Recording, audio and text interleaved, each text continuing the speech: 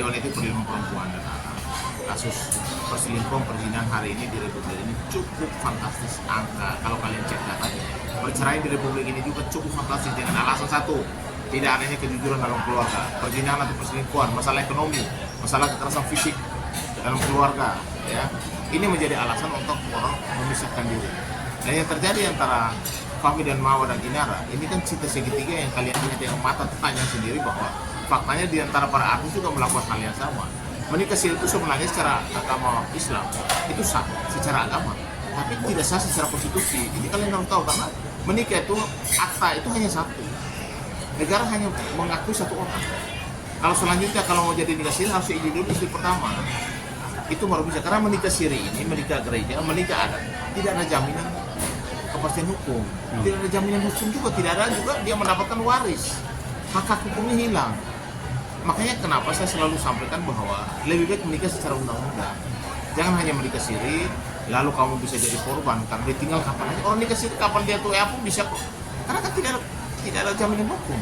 Tapi kalau menikah secara undang-undang, dia mendapat perlindungan hukum, dia mendapat hak waris, bahkan anaknya semua tuh dijamin. Tadi dia bilang apa?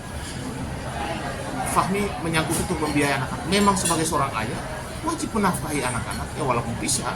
Kamu dua berpisah, bukan berarti anak juga berpisah. Tidak ada mantan anak, yang ada mantan istri dan mantan suami. Jadi memang sebagai seorang ayah harus tetap bertanggung jawab terhadap tumbuh kembang anak, kehidupan anak, fasilitasi anak itu wajib kalau menurut saya. Nah, ini ada kemungkinan ada perdamaian lah. Kami lihat itu seperti apa, Pak? Ya karena sekarang kan dibuka restorasi justice. Nah tinggal nanti permintaan si Mawa apa disanggup oleh Inara sama si Fahmi tidak. Kalau soal hak anak kan sudah disanggupi. Mungkin begini tawarannya, ya udah Fahmi, lu cabut laporan sama Inara soal illegal access. Dan Fahmi sama Inara pasti juga kamu cabutan laporan juga lah. Tergantung urusan perzinahan dan perselingkuhan. Itu harusnya deal dong, equal. Tapi kalau mau sendiri, saya rasa kasus ini akan tetap jalan. Kalau salah satu pihak tidak setuju, jalan kasusnya. Apakah karena khawatir nanti ketika illegal access ini kan undang-undangnya lebih berat ya, Bang? Ya, kalau menurut saya, illegal access ini ancaman hukumannya itu di atas 5 tahun. Ya. Sedangkan kalau kasus perzinahan itu kan hanya 1 tahun 3 bulan, tidak perlu ditahan. Nah sekarang untuk 5 tahun lebih sampai 9 tahun, 8 tahun, kasus illegal access itu kan bisa ditahan. Jadi kalau saran saya, mereka pernah jadi suami istri, sekarang situasi kasus punya anak juga, lebih berdamai. Sama-sama cabut laporan, yang penting anak-anaknya diperhatikan kalau memang kedua belah pihak tidak mau satu rumah lagi, atau mau pisah. Kan begini, hidup ini kan pilihan. Mungkin si Mawa tidak mau ada orang kedua, si Nara mau jadi yang kedua, si Fahmi di tengah-tengah. Kalau laki-laki itu serba salah, mau lihat yang muda atau yang tua, dua-duanya menuntut hak yang sama. Nah inilah, kalau menurut saya setialah para pasangannya, supaya jangan terjadi yang seperti ini. Karena kasihan yang nanti menikah siri ke Inara, dia tidak mendapat perlindungan apa-apa. Perlindungan hukum tidak dapat, waris juga nggak dapat. Bahkan anak ketika mereka dua menikah, kalau tidak menikah secara undang-undang, anaknya pun tidak masuk dalam akte. Anak itu anak ibu. Itu pun kalau diakui sama Fahmi, kalau tidak harus tes DNA, baru bisa jadi anak ayah secara biologis.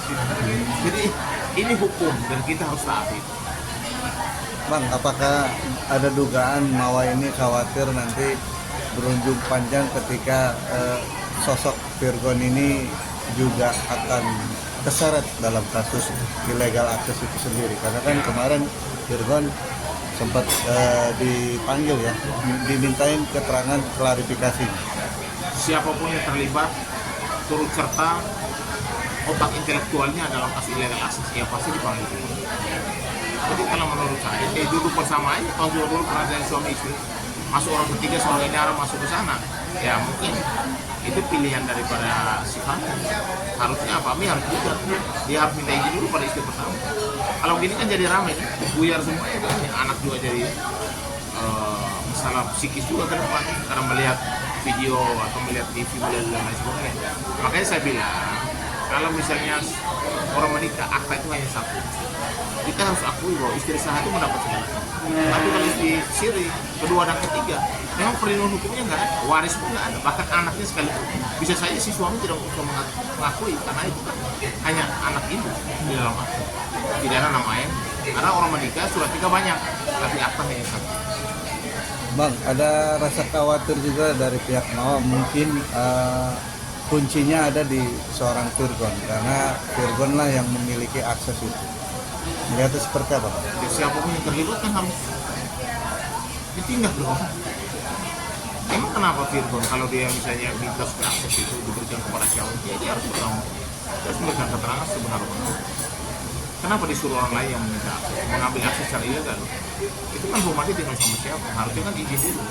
Dia kan pekerja rumah tangga, bagaimana bisa mengakses sesuatu yang sensitif tanpa sepengetahuan dari orang. Makanya saya bilang untuk semua pemilik rumah dan dia memiliki sopir ataupun pembantu rumah tangga, ada ART, supaya dikasih tahu tidak boleh mengakses apapun tanpa seizin daripada pemilik rumah atau tuan rumah. Itu sebelum kamu rekrutkan dikasih tahu dulu supaya yang bersangkutan tidak boleh, karena barang sensitif banyak di dalam itu, kamar orang, anak orang tidak boleh dipublikasikan karena sesuatu yang tidak sah, tidak legal. Dan ini juga menjadi fatal ketika nanti proses pengadilan si Mawar, karena barang bukti yang diambil secara ilegal, itu bisa dibatalkan putusan pengadilan. Karena barang buktinya ilegal, bagaimana ada putusan?